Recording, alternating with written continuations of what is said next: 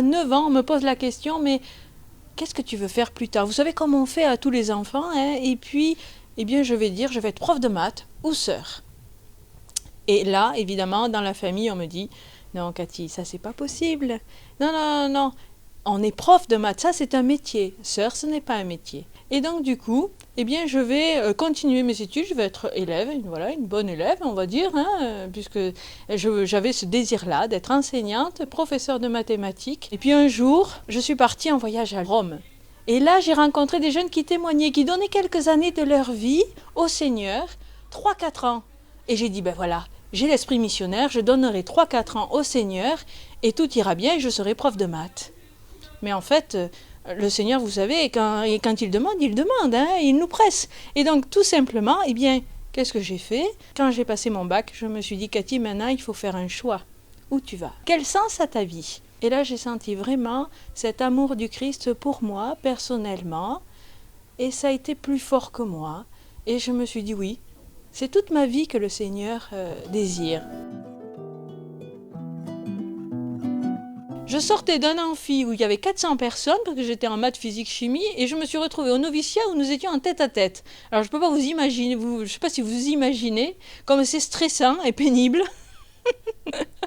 Mais il y a la grâce d'un premier amour, voilà, d'un Christ qui nous appelle à le suivre.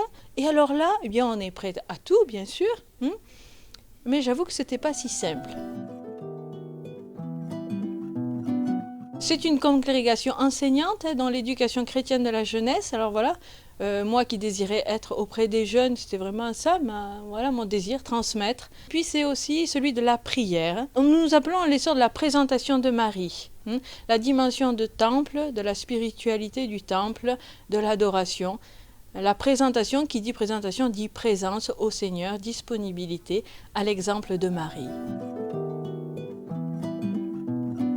Nous avons des établissements dans 9 diocèses et il m'est demandé d'accompagner les établissements dans l'animation pastorale. J'essaie d'être à l'écoute des besoins de nos chefs d'établissement. J'essaie aussi de traîner un peu dans les cours ou bien dans les salles de professeurs pour entendre un petit peu les besoins. Et ça peut être des besoins très pédagogiques, hein. Parfois, ça peut être simplement une présence, une écoute par rapport à une situation difficile.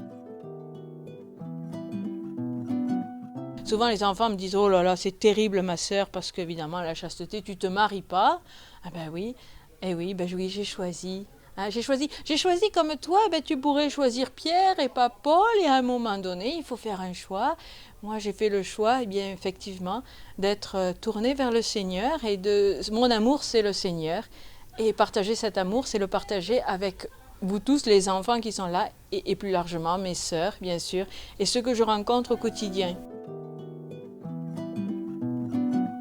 Chaque matin, nous prenons ce temps, et je prends ce temps de cœur à cœur avec le Seigneur, parce que je crois que c'est fondamental, c'est avec lui, parce que sans lui, on n'est rien, et donc c'est avec lui.